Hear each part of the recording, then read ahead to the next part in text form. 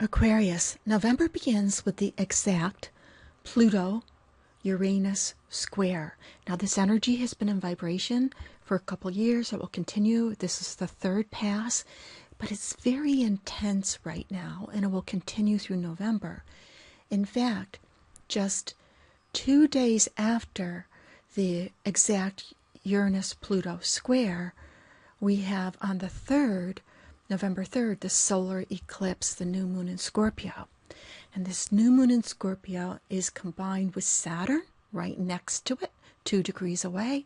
Saturn is about limitations. Scorpio's this depth, it's transformation, it's change, it's intense, it's deep, it's passionate. But however, we have the planet of being serious, Saturn, or limitations here. So it's really, the vibration is asking us to be serious about the changes that are important for us to make. And only you know what that is. Yet the new moon is in an angle to you that is highlighting how you want to be in the world, what you want to do. You can say it's your career, but it's more than that. How do you want to live your life? How do you want to be in the world? How do you want to be known? How do you want to be seen? What do you want to contribute? And there's this change energy coming. Now, just 2 days after that, Venus goes into Capricorn. And Venus is going to go retrograde on December 21st, spending 3 months in Capricorn behind, right? Capricorn is behind your sign, your sun sign. Now, a lot of times, if you're in Aquarius, you'll have personal planets in Aquarius, and the Venus, your personal Venus, will never be too far away from your sun. Neither will be your Mercury. So it's possible that Venus is going to be traveling over your Mercury or your Venus. You'd have to know your own personal chart for that. But the sign behind you is, think about what, 4 inches behind the very back part of your head. You can't see it. Even when you turn your head, you can't see it. So it's your shadow.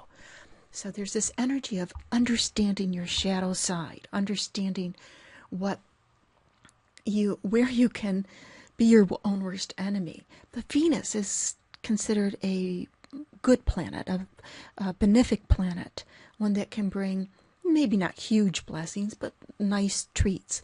So think about that there can be some insights that you have that could be very beneficial to you, of understanding. This goes with the Scorpio eclipse, of understanding the depth psychology of what makes you do what you do, feel what you feel, believe what you believe. Jupiter, the planet of beliefs, goes retrograde on November 7th, shining in Cancer, shining down this really intense vibration of getting in touch with confidence, enthusiasm, and that can-do feeling. Where there's a will, there's a way feeling. Mercury will go direct 3 days later. Very, very busy month. And it's going direct again in that segment or that angle to you that represents career or communicating. There can be some communication that comes up around your work, finding things out, what's going to happen at the end of the year. Is there going to be some shifts? If you're looking for a new job, that can be when the communication starts to happen between you and other individuals. If you're, headhunters or whatever in the communication. Then Neptune goes direct 3 days later, November 13th. Neptune, the high side of Neptune, is compassion, spirituality, creativity. The low side of Neptune is denial and really deception. Whether it's denial and deception from other people or denial or deception to yourself. So, but the high side, the spirituality, creativity, imagination, and compassion. Compassion for self and others. We have the full moon on the 17th, and you'll feel this building up throughout the weekend. And the full moon is at a degree, the moon in Taurus, right? Full moon Scorpio Taurus is at a degree that is conjunct a fixed star called Algo, and that is symbolic of being beheaded. And the message is don't lose your head. So this is very intense, very passionate. For you, the full moon, the opposition between the sun and the moon, is balancing between outer life and inner life. So are you so busy in the outside world with so many things to do?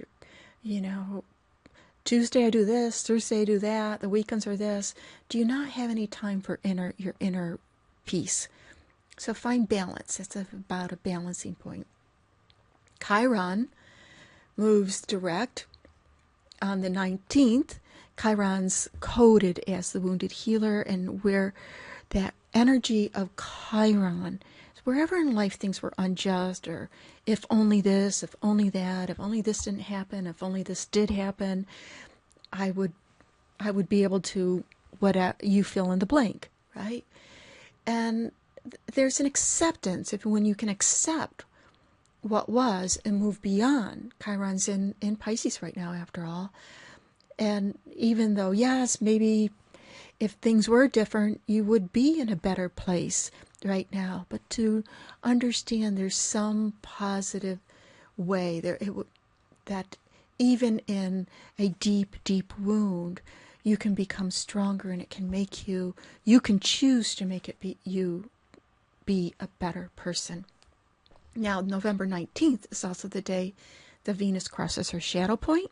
So pay attention to this day, because a lot of what Venus retrograde will be about will reveal a hint around the 19th and the 20th. The Sun enters Sagittarius on the 21st, bringing in some fire energy to this very loaded month of water and earth. And connecting with that enthusiasm. And then the month ends with the Sun trine Uranus, which of course is in Aries and will be for several years.